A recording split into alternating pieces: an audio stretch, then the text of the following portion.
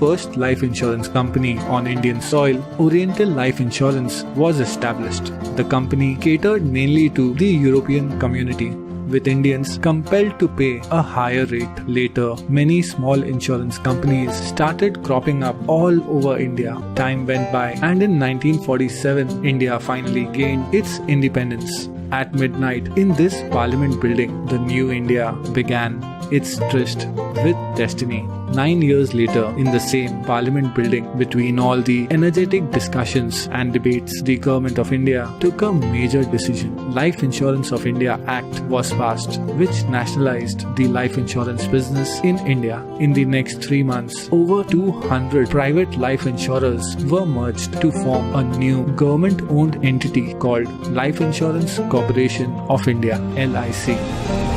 LIC started with a capital of only $10 million, but now 6 decades later, LIC's total assets have leapfrogged to over $440 billion, which is higher than the GDP of around 75% of the countries in the world, and also all the mutual funds in India combined. Moreover, LIC has such a massive customer base that if all the LIC customers were one country, that would have been the 4th largest country in the world. So without any further delay, let's sit back and witness the massive business empire of LIC.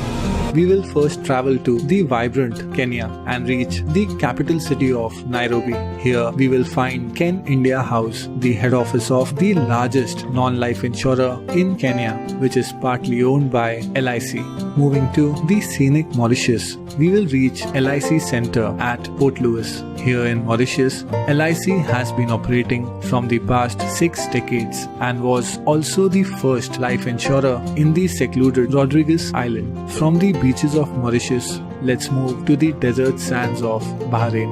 LIC International is one of the leading life insurance company in Bahrain. Moreover, this jointly owned company is also popular in nearby UAE, Kuwait, and Oman. Furthermore, LIC also jointly operates insurance companies in Saudi Arabia, Sri Lanka, Nepal, Bangladesh, Singapore, United Kingdom, and the island nation of Fiji.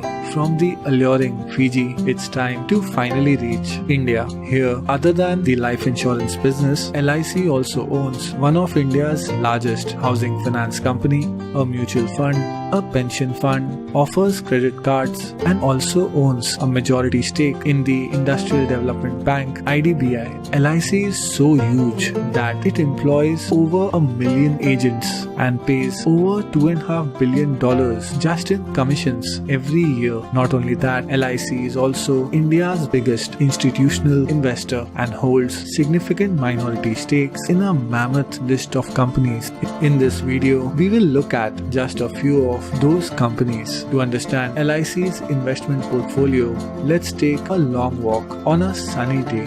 After walking few steps, at the corner we will find a bank. Talking about banks, LIC holds over 9% stake in ICICI, Axis Bank, and also India's largest bank, State Bank of India. Furthermore, LIC also holds significant minority stake in Yes Bank, Punjab and Sindh Bank, PNB, Union Bank of India, and Canara Bank. After walking few more steps, we will find the modern marvels of steel and concrete. Talking about steel, LIC owns around 9% stake in Tata Steel and Steel Authorities of India.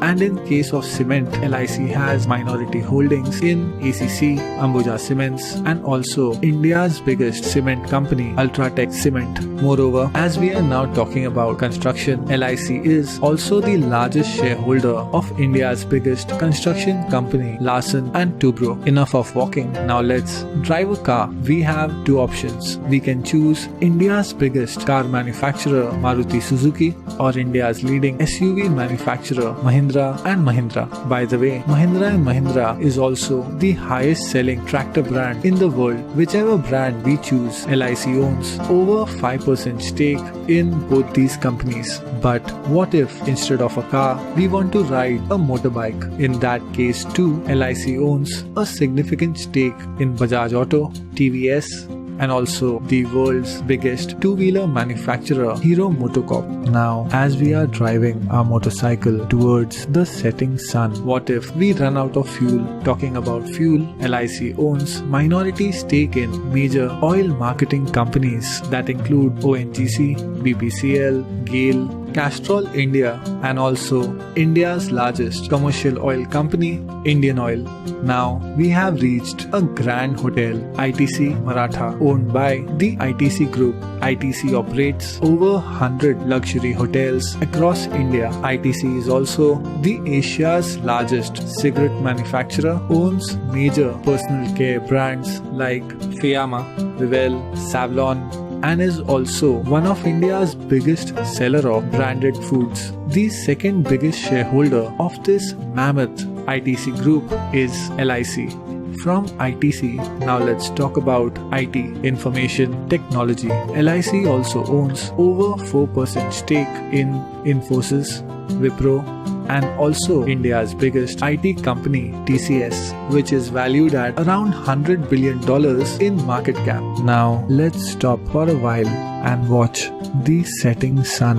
As the day slowly fades away, let's make a quick phone call. The mobile network we are using is Jio, the third largest mobile network in the world. Jio is owned by Reliance Industries, the largest publicly traded company in India, which also operates the largest crude oil refinery in the world. And yes, LIC also holds around 6% stake in Reliance Industries. Now, if we look at the sky, we might locate the light combat aircraft Tejas, manufactured by Hindustan Aeronautics. Around 7% shares of Hindustan Aeronautics are owned by LIC. Moreover, LIC also owns around 10% stake in India's largest power generation equipment manufacturer, BHEL. Now finally, it's time to reach our last stop. We are now outside the National Stock Exchange, the place where fortunes of big companies change daily. The companies which are traded on National Stock Exchange include the telecommunications service provider MTNL, one of India's leading biscuit company Britannia Industries, India's biggest footwear manufacturer